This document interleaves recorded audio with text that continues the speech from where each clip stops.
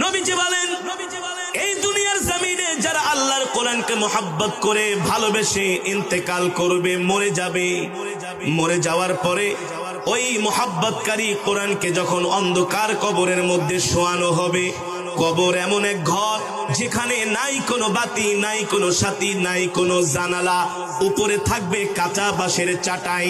ওই কবরে কোনো বন্ধু থাকবে না, বন্ধুহীন সঙ্গহীন এমন একটা বিভীষিকাময় দৃশ্য।